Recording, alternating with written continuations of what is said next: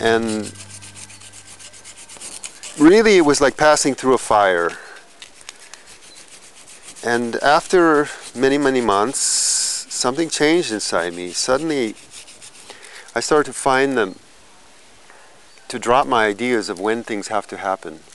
That there's, I need to finish this by a certain time, or I have to hurry up and do this, or I have to finish this. Just forget all about that and just be with that stone in that moment. Only right here and right now, and forget everything else. And then it started to flow. And I found the way with it. And I started to really fall in love with the stone. It became like a beautiful thing. Because when you work with the stone, it's like you change when you're working with the stone. It's like the stone is working on you. You get polished, you get carved. And it was like that. You get more empty, and it's like you're participating with this thing which is really, 60 million years old, made by the universe. And you're simply helping it to come into form, but it's already there. You're just giving it birth, in a way. So, after some years, when Osho left the body, and I wanted to leave India, I decided to come to Italy. I'd always wanted to come here. It was the land where my father came from, and I was always curious what it was like. So when I came to Italy, I immediately fell in love with it. There is so much art everywhere, so much to see and so much to learn.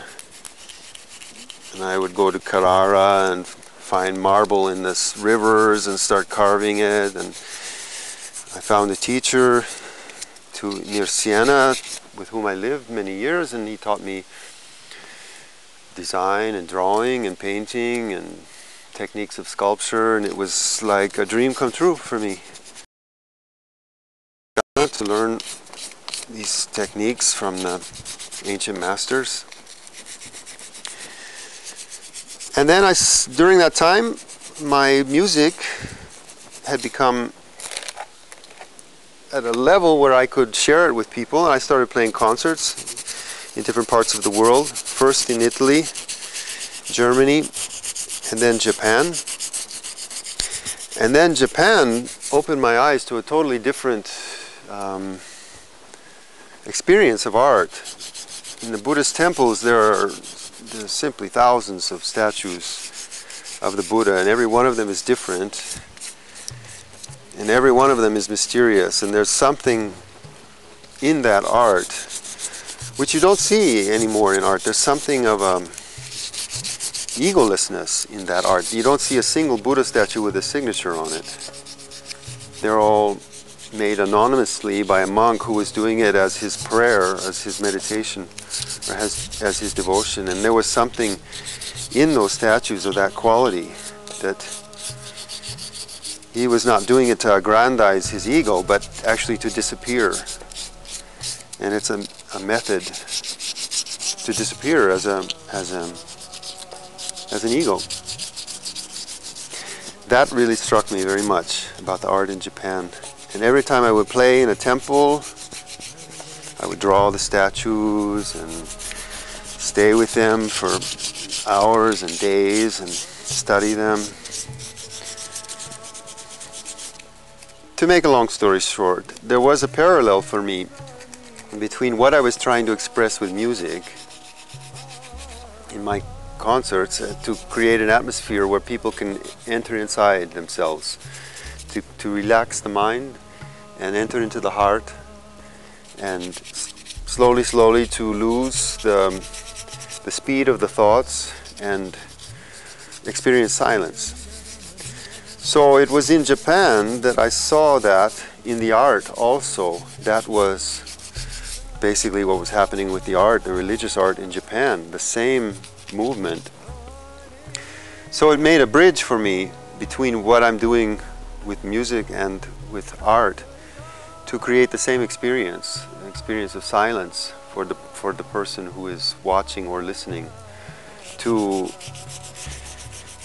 because it seems to me in this modern society in which we live, this is what is suppressed, is the mystery of life. The fact that we're not just this material body or someone making money or whatever with many possessions. We are a spirit, and we're here to have experiences. And if you can experience that spirit inside yourself, it changes your life completely. And that is the whole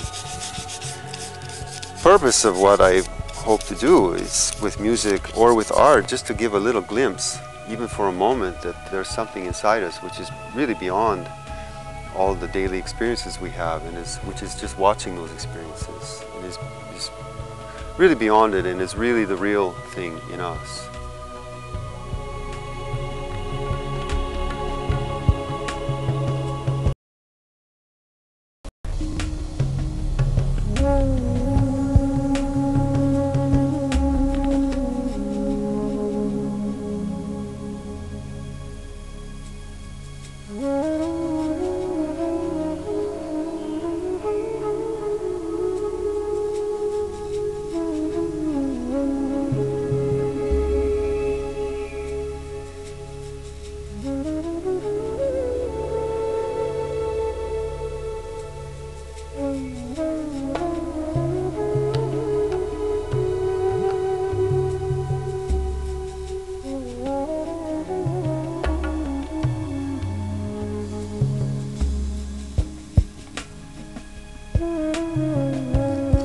So for me, painting is a natural. Painting and sculpture are not like two separate things. It's really, for me, it started with sculpture. That was more natural for me, to start with 3 dimensions and to understand volume in space. But painting is simply another mode of expressing the same thing. There are some limitations to it, and there's some things which are better in painting. You can be more fantastic. You can be more in a dream. You can have things enter which are not logical. Whereas in a sculpture, you're pretty much fixed to that object in space, and you have to say everything contained in that object. But sculpture is in 3 dimensions, painting is in 2 dimensions, and you create the illusion of 3. It's not so different.